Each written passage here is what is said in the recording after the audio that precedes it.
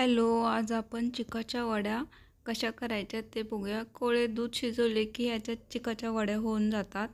तर ते कशा करायच्या ते सांगते.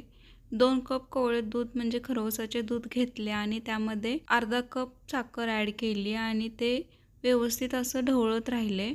असं ढवळत राहिल्यामुळे काय झालं माहिती आहे का, आपली जी साखर टाकलेली होती ना ती विरघळली.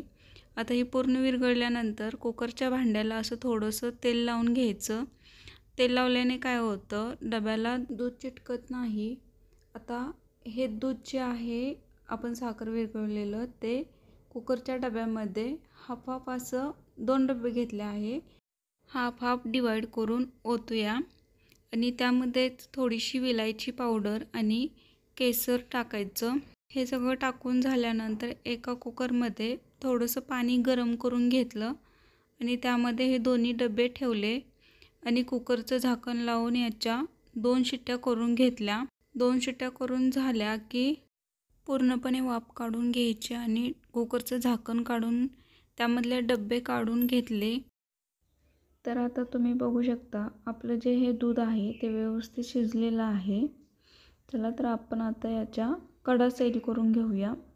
कडा सैल करताना हळू अलगदपणे करायच्या. काय होतं, चाकू सटकला की आपल्याला ज्या आकारात वड्या पाडायच्या आहेत तशा पाडता येत नाहीत. त्यामुळे व्यवस्थित काळजी करून कडा लूज करून घ्यायच्या आणि ह्या अशा आपण आता वड्या पाडून घेऊया. तुम्ही बघू शकता दूध हे व्यवस्थित शिजलेलं आहे.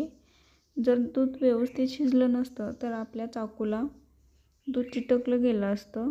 दूध चाकूला काही चिटकत नाही, त्यामुळे आपलं व्यवस्थित दूध शिजलेलं आहे. तर अशा पद्धतीने वड्या पाडून घ्यायच्या. आणि तुम्हाला माझी रेसिपी कशी वाटली कमेंट करा. तुम्ही कशा पद्धतीने चिकाच्या वड्या बनवता तेही मला कमेंटमध्ये सांगायचं आहे. आता तुम्ही बघू शकता ही कशी झालेली आहे वडी. हे बघा एकदम व्यवस्थित झाली आहे आणि अशी जास्त स्पंजी झालेली आहे. त्यामुळे खायला खूप छान लागते. आणि कशी वाटली रेसिपी कमेंट करा, लाईक करा, शेअर करा आणि चॅनलवर नवीन असाल तर सबस्क्राईब करा. चला तर भेटूया आता नवीन रेसिपीसोबत. तोपर्यंत बाय बाय.